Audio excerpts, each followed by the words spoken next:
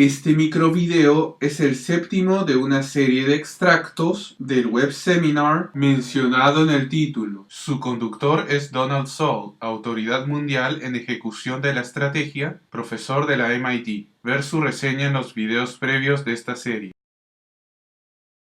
Well, I think the key word there is culture. Again, these are our tools. I want to be super clear in case anybody has any residual ambiguity about this. I'm not saying you implement fast goals in your organization and all your problems are solved. That's just delusional for this tool or any tool, right? It can help in conjunction with the holistic view, understanding interdependencies of this goal with other elements, culture being one that we've come up on a couple of times. So just be super clear that that's not what we're arguing in this paper. I think as a practical, there are a lot of kind of theoretical problems that you could have. But if you have leaders who are attuned to these problems and are, gathering data and managing them, in practice, they're very tractable, right? So on the one where if you have a culture where people are really afraid to make ambitious goals because they might be embarrassed, you're probably in the big dig scenario. So you are probably going to have to make some changes to change the cultural elements to make this work. So you might have to, for instance, decouple goals from compensation. That may seem radical, but you might have to consider that.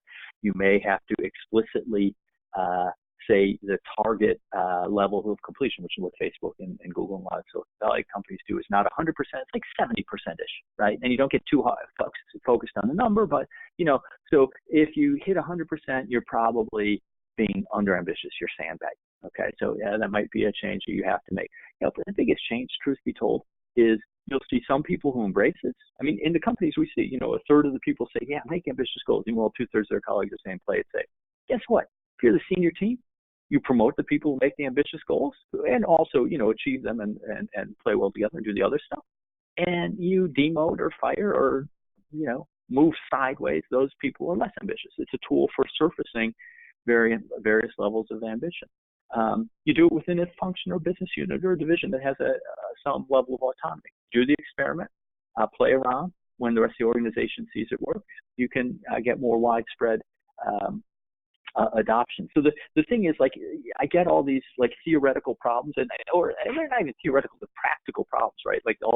But if as a leadership team, you're committed to building a culture of, and it really is fundamentally about culture. This is a tool to help you build your culture. Once you have that culture to harness it to get things done, that values transparency and focus on data and ambition.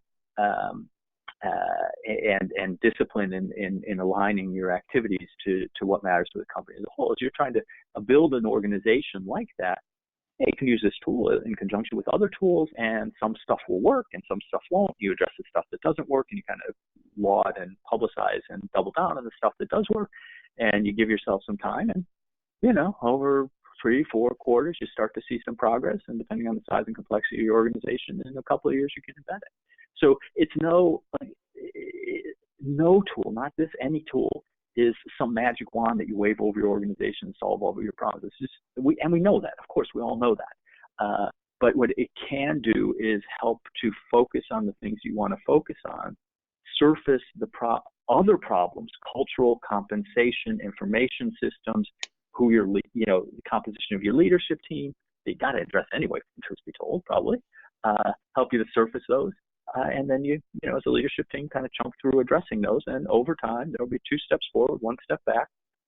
But you can make good progress.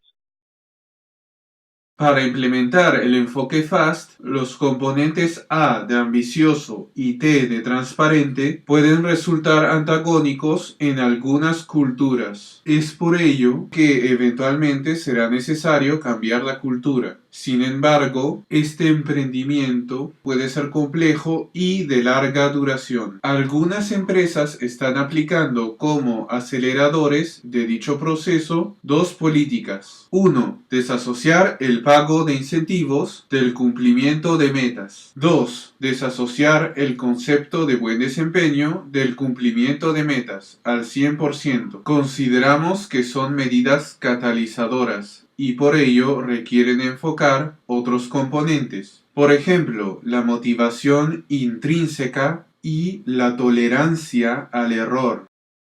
Gracias por su atención. Esperamos que visiten nuestras redes y página web para encontrar otros recursos que puedan serles de utilidad.